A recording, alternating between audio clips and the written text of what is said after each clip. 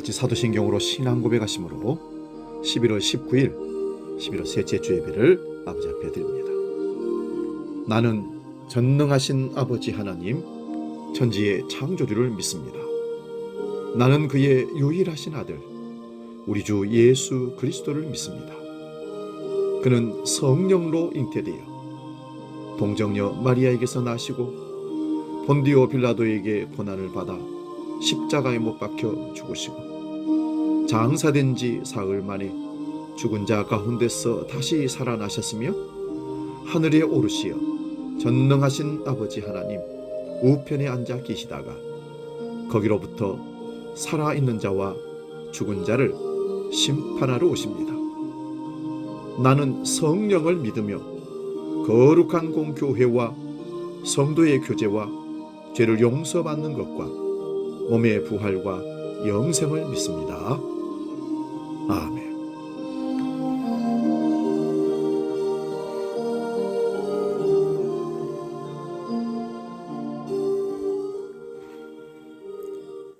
찬송가 272장 고통의 멍에 벗으려고 함께 찬송합니다.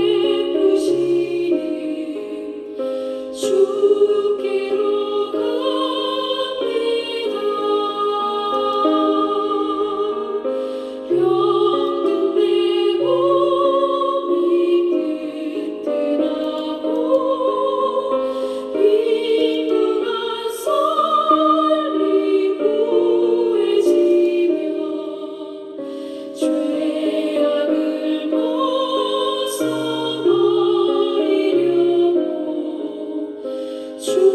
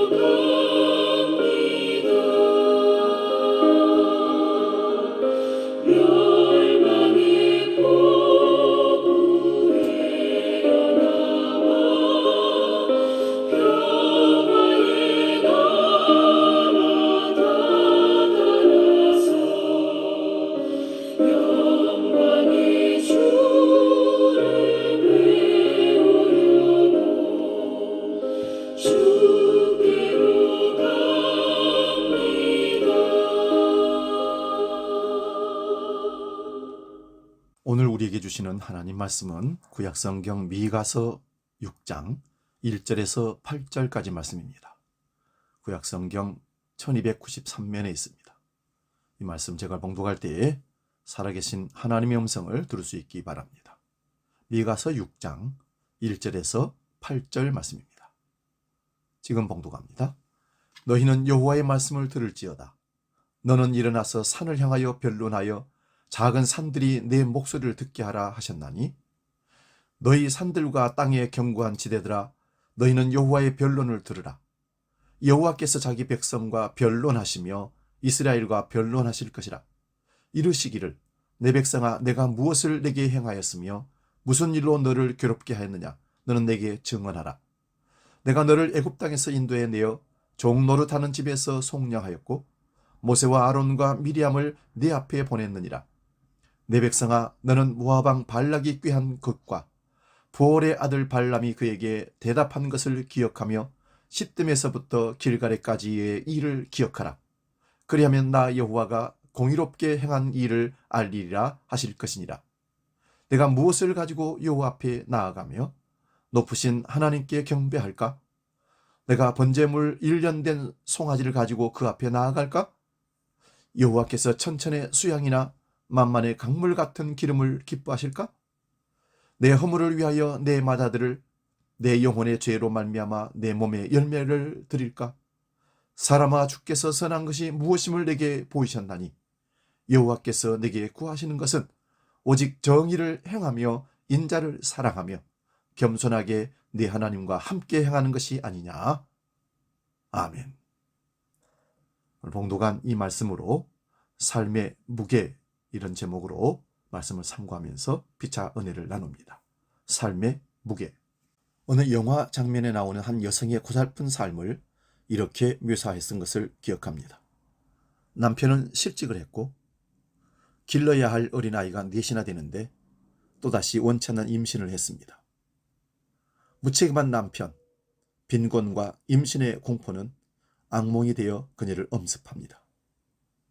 영화는 그녀의 현재의 고통은 신의 뜻이며 종국에는 신의 은혜가 내려질 것이라고 약속합니다.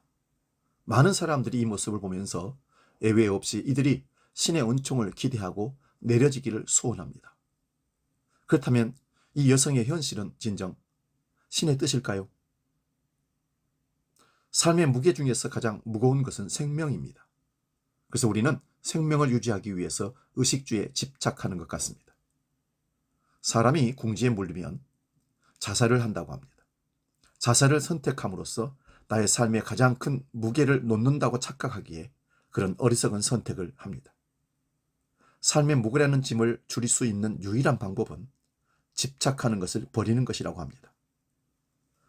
오늘 성경에 등장하는 미가 선지자는 기원전 750에서 690년 어간에 유대 지역에서 활동하던 선지자로 알려진 인물입니다.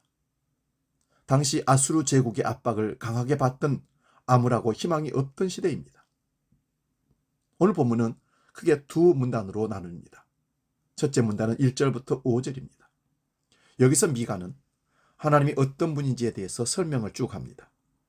그 하나님은 이스라엘 백성을 애굽에서 끌어내셔서 40년 동안 미디안 광야를 통과하도록 도우신 분이십니다. 미가가 볼 때 그 모든 과정은 여호와 하나님께서 공의로우신 분이라는 사실에 대한 증거입니다. 애굽 제국에서 소수민족으로 박해를 당했으며 광야에서 공공의 적 취급을 당하던 이스라엘을 지켜주셨다고 믿기 때문입니다. 하나님의 공의를 경험했으니 이제 이스라엘 백성은 하나님의 공의를 삶의 중심으로 삼아야 합니다. 오갈 데 없이 떠돌이 신세였던 자신들의 과거 처지를 돌아보고 가난한 사람들과 억울한 사람들을 살펴야 합니다. 근데 당시 이스라엘은 전혀 공의롭지가 않았습니다. 화려한 제사 행위에만 정성을 쏟았습니다.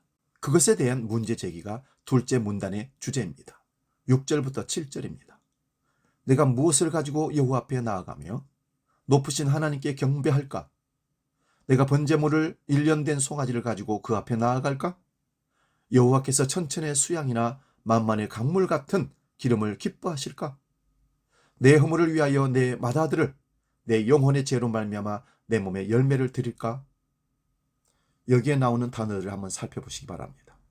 일련된 송아지, 순천의 순양, 만만의 강물 같은 기름, 그리고 맏아들.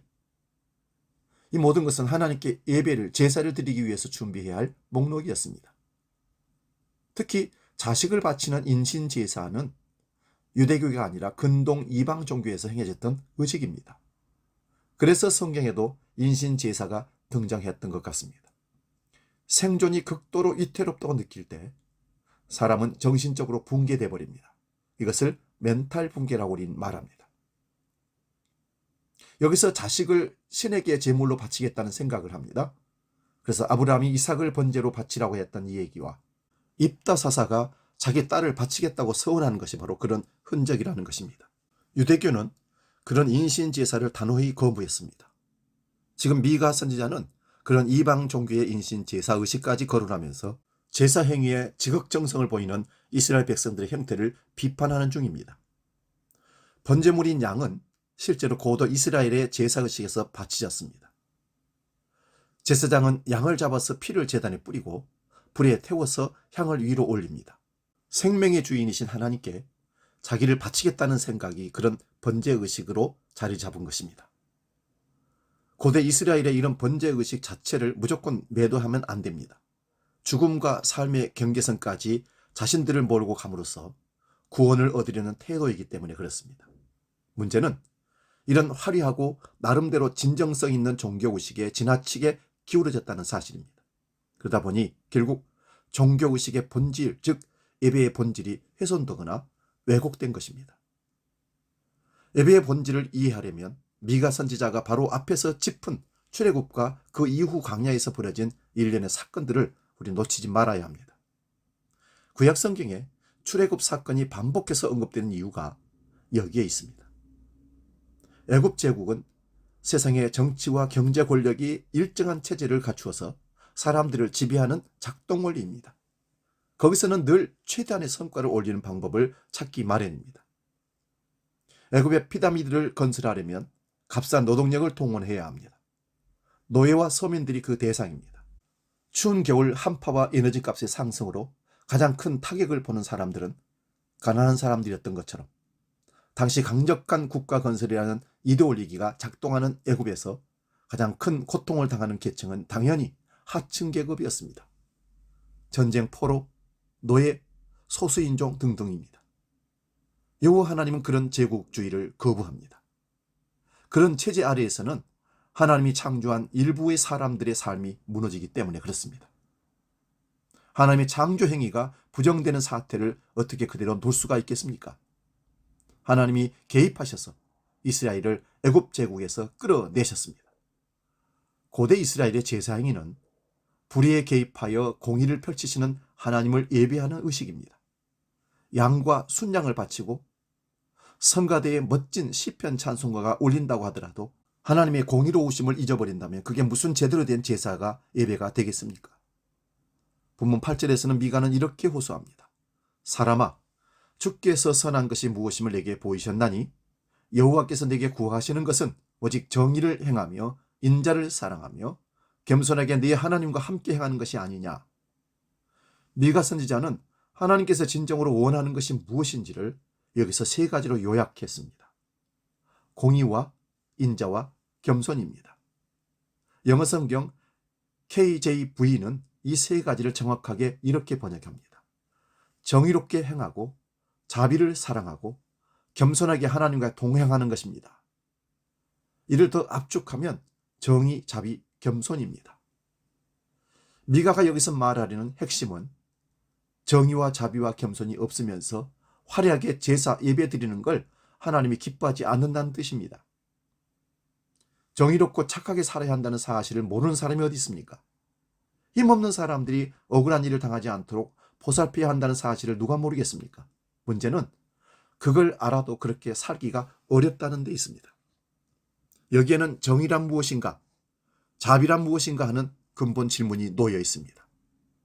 오늘 본문 바로 뒤에는 당시 불의한 일들에 대한 구체적인 예가 나옵니다. 10절에 보면 불의한 재물과 축소시킨 가증한 예바가 나오고 11절에는 부정한 저울과 거짓, 저울, 추가 나옵니다.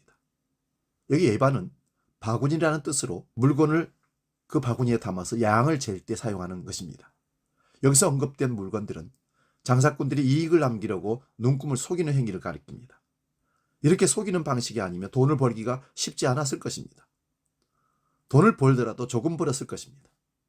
속임수를 조직적이고 광범위하게 실행하면 대박을 칩니다. 요즘은 저런 속임수가 오히려 합법적입니다. 두 가지 예를 들어보겠습니다. 하나는 금융업입니다. 은행은 수신과 여신에 각각 다른 이자율을 붙여서 그 차액으로 운영이 됩니다. 돈이 돈을 버는 구조지요. 그 돈 번 것으로 자기네들은 연말에 성과급으로 나누어 가집니다. 또한 정보를 빼내거나 작전을 벌여서 고수익을 올리는 방식도 취합니다. 또 다른 하나는 기업주와 노동자 관계입니다. 기업이 벌어들이는 금액이 노동자들에게 제공하는 임금보다 클 때 기업은 돈을 법니다. 돈을 많이 번 기업은 그걸 토대로 해서 사업을 더 확장하고 다시 더 많은 돈을 벌어들입니다. 그게 바로 자본주의 체제 아래에서 기업가의 능력이라고 사람들은 인정합니다. 이것은 합법으로 여깁니다. 과연 그럴까요? 그들이 노동자들의 노동력을 정당하게 대우했고 사회로부터 받은 온갖 혜택을 제대로 돌려주었을까요? 기업체로 인해서 벌어지는 기후위기에 대한 책임은 누가 집니까? 법망만 피한다고 해서 정의로운 건 결코 아닙니다. 이런 일련의 현상을 나몰라라 하는 건 가증한 에바이고 부정한 저울입니다. 우리는 이런 세상에서 익숙해져서 이에 관해서 별로 문제의식이 없는 듯합니다. 누가 자본주의 체제를 정의롭다고 생각할까요?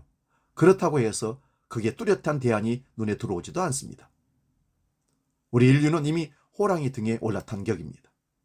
개인과 개인이, 지역과 지역이, 나라와 나라가 합법적인 방법과 불법적인 방법을 총동원해서 자신들의 이익을 극대화합니다. 그 끝이 어딜지 모르지만 하나님은 말씀하십니다. 이미 제국들은 망했고 지금 망해가고 있고 앞으로 망할 것입니다. 그래서 고대 이스라엘 백성들이 내린 최선의 길은 율법 실행이었습니다. 미가의 주장도 율법 범주 안에 들어있습니다. 구약성경 레위기 19장에 이런 말씀이 나옵니다. 가난한 사람과 고리민을 위하여 곡식을 거둘 때 모퉁이까지 다 거두지 말고 이삭도 줍지 말며 포도원의 열매를 다 따지 말라. 도둑질하지 말며 속이지 말며 서로 거짓말하지 말라. 내 이웃을 억압하지 말고 착취하지 말며 품꾼의 싹을 아침까지 밤새도록 내게 두지 말라. 청각장애인을 저주하지 말며 시각장애인 앞에 장애물을 놓지 말라. 선지자들의 이 선포만이 아니라 모세 오경도 정의와 자비와 겸손을 삶에서 가장 높은 가치로 제시하고 있습니다. 고대 이스라엘에서 이런 말씀에 충실하게 사람도 있었으나 그렇지 못한 사람들이 더 많았습니다. 세월이 흐르면서 이런 말씀은 죽은 문자로 남고 불의한 재물과 가증한 예바와 부정한 저울과 거짓 저울 추가 주류 세상을 차지하고 있습니다. 그것이 오늘날까지도 여전합니다. 왜 그럴까요? 정말 정의와 자비는 불가능한 것일까요? 마태복음 5장을 보면 율법에 대한 예수님의 생각을 6가지 반명제로 정리했습니다. 먼저 살인입니다. 마태복음 5장 22절은 살인하지 말라 하는 율법에 대한 반명제로 실제 살인만이 아니라 형제에게 화를 내는 행위가 이미 살인이라고 규정하고 있습니다. 간음에 대해서는 28절에 음욕을 품고 여자를 보는 자마다 이미 마음에 간음한 것이라고 말했습니다. 이혼에 대한 것도 맞습니다. 31절 32절에 이혼 증서를 써주고 이혼하라는 율법을, 즉 이혼 문제를 편의주의적으로 해석하지 말라고 합니다. 왜 하나님께서 이혼을 허락하셨을까요? 힘없고 연약한 여성들이 이혼을 해주지 않으면서 핍박을 하니까 차라리 이혼해줘서 그 여성에게 인권을 보장해준다는 측면에서 하나님이 이혼을 허락하셨던 겁니다. 그만큼 악하기 때문에 말이에요. 맹세에 대한 네 번째 계명은 34절에 맹세를 지키느냐 안 지키느냐 하기 전에 아예 맹세하지 말라고 합니다. 왜요? 어차피 맹세해도 못 지킬 인간이니까. 대적에 대한 계명입니다. 눈에는 눈, 이에는 이라는 당시로서는 나름 합법적인 율법 논리에 떨어지지 말고 악한 자를 아예 대적하지 말라고 합니다. 이에는 이, 눈은 눈. 그 말은 사람이 악하기 때문에 되로받고 말로 줄 수 있는 그런 악함이 있기 때문에 네가 받은 것만큼만 갚아주라, 그렇게 했던 것입니다. 첫 번째는 원수사랑입니다. 이웃만이 아니라 원수까지 사랑하라고 하십니다. 무슨 말씀인가요? 누구도 율법을 온전하게 지킬 수 없기에 율법을 얼마나 지키느냐 하는 기준으로 자기의 삶과 다른 사람의 삶을 평가하기 시작하면 위선에 떨어지게 됩니다. 위선으로는 아무리 고상하게 살아도 하나님의 구원과는 거리가 멉니다. 정의와 자비와 겸손을 실천하려는 노력이 무의미하다는 것이 아닙니다.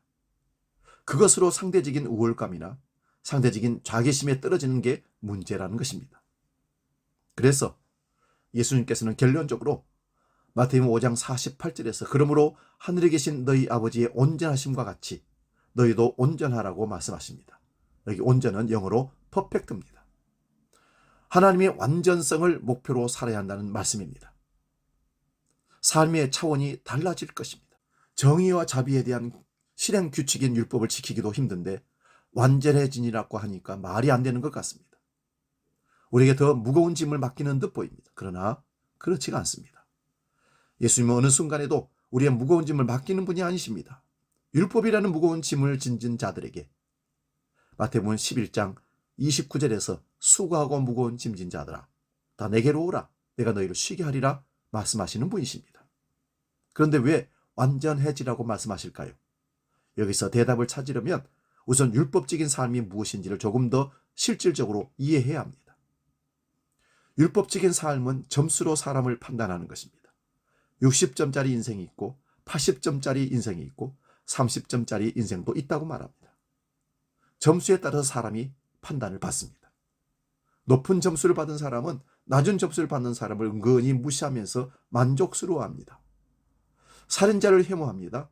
살인자를 혐오하는 사람도 일상에서 친구를 욕하고 무시합니다. 그게 바로 살인이나 마찬가지라면 누가 살인자를 혐오할 수 있겠습니까? 사랑하는 여러분, 예수님의 이런 반명제가 지나친 비약이라고 생각하십니까? 속으로 친구를 욕하고 미워하고 시기해도 실제 살인자와는 완전히 다르다고 말입니다. 예수님께서 살인자를 두둔하려고 이렇게 말씀한 것이 결코 아닙니다. 사람들의 윤리적인 노력을 깎아내리려는 것도 아닙니다. 누가 상대적으로 더 나은가에 초점을 맞추지 말고 하나님의 완전하심에 초점을 두라는 말씀입니다. 아주 간단하게 바꿔 말하면 연봉의 차이에 매달리지 말고 삶의 질에 관심을 가지라는 말씀입니다. 저는 삶의 중심을 율법이 아니라 하나님의 완전하심에 두라는 예수 그리스도의 가르침에서 여전히 대답을 찾습니다. 하나님의 완전하심에 삶의 중심을 두는 사람은 다른 사람과 경쟁하지 않고 다른 사람의 판단에 일희일비하지 않습니다. 자기의 삶이 하나님 안에서 완성된다는 사실을 알기에 생명 완성을 향해서 앞으로 나아갑니다. 그런 과정에서 시행착오가 없을 수는 없으나 거기서 낙심하지 않고 기도하는 가운데 매 순간 최선의 길을 선택해서 그 길을 갑니다. 바울 사도는 빌립보서 2장 12절에서 항상 복종하여 두렵고 떨림으로 너희 구원을 이루라고 우리에게 가르침을 줍니다. 바로 이런 의미일 것입니다. 그렇습니다. 우리는 모두 각자에게 주어진 삶의 무게를 묵묵히 감당하면서 하나님의 완전을 향해서 함께 나아가는 거룩한 백성 될 수 있기를 주의 이름으로 축원드립니다. 이 시간 복음 찬양 주는 완전합니다. 찬양하고 기도하고 마치겠습니다.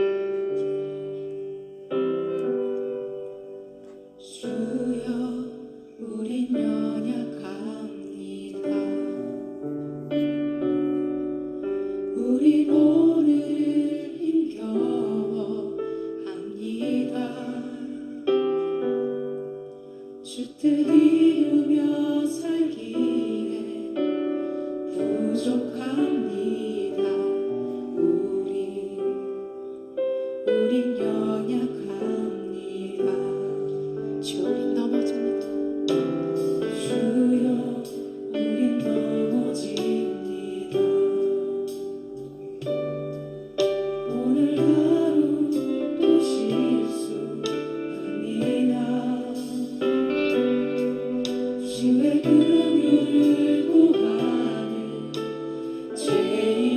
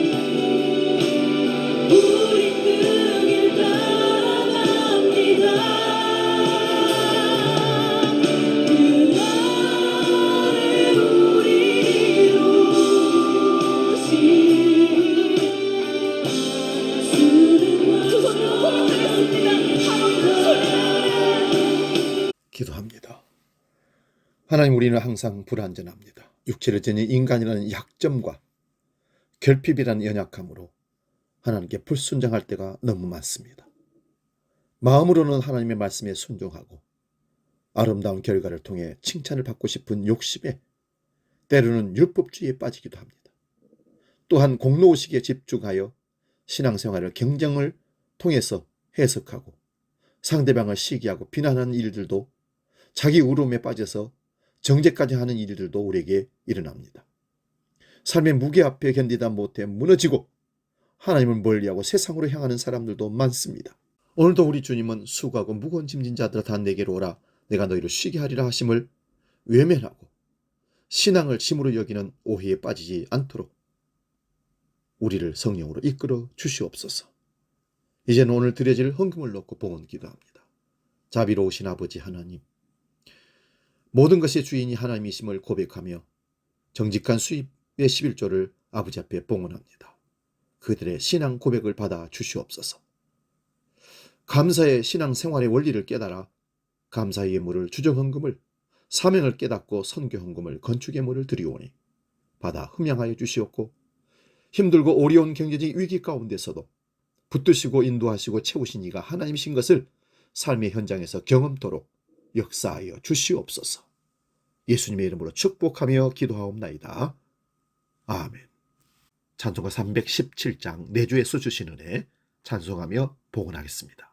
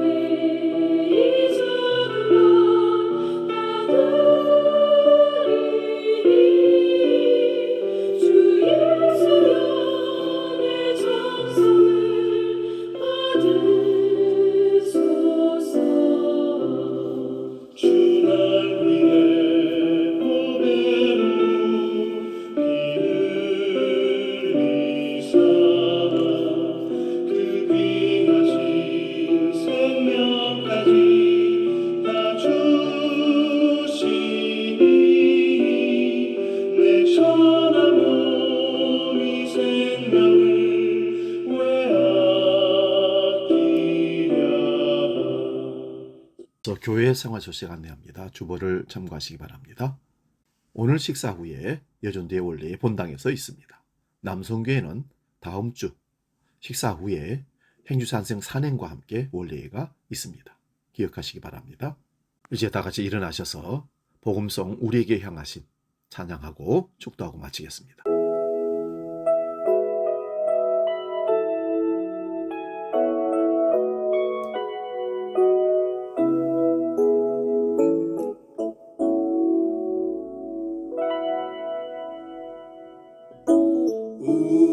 우리에게 향하신 여호와의 인자하심이 크고 크도다 크시도다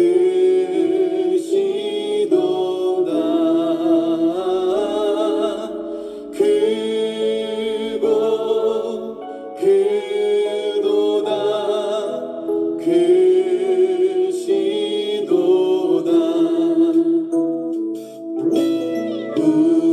우리에게 향하신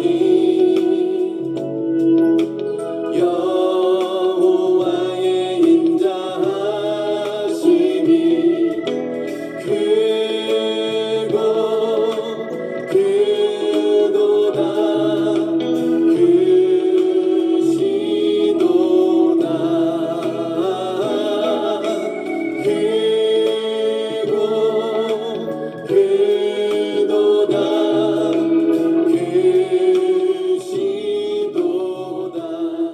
기도하겠습니다. 거룩하신 아버지 하나님, 삶의 무거운 짐을 지고 수고하고 고통하는 하나님의 백성들을 오늘도 위로하시고 주의 완전하심을 향해서 믿고 나아가라.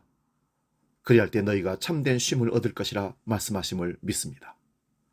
수고하고 무거운 짐을 주께 맡기며 믿음으로 나아가는 모든 주의 백성들이 하늘의 신령한 복과 땅의 기름 준 복을 받기에 부족하지 않도록 역사하시고 이끌어 주시옵소서. 이제는 길이요 진리요 영원한 생명 되시는 우리 주 예수 그리스도의 은혜와 아버지 하나님의 크신 사랑과 성령님의 감동, 교제, 역사 충만케 하심이 삶의 무게에 모든 것들을 포기하고 절망에 빠지는 나약한 인간이 아니라 하나님의 완전하심을 바라보며 모든 것을 맡기고 위탁하여 승리하는 삶을 살기로 결단하며 나아가는 모든 주의 백성들 머리 위에 이제로 영원히 함께 하시기를 간절히 축원하옵나이다. 아멘.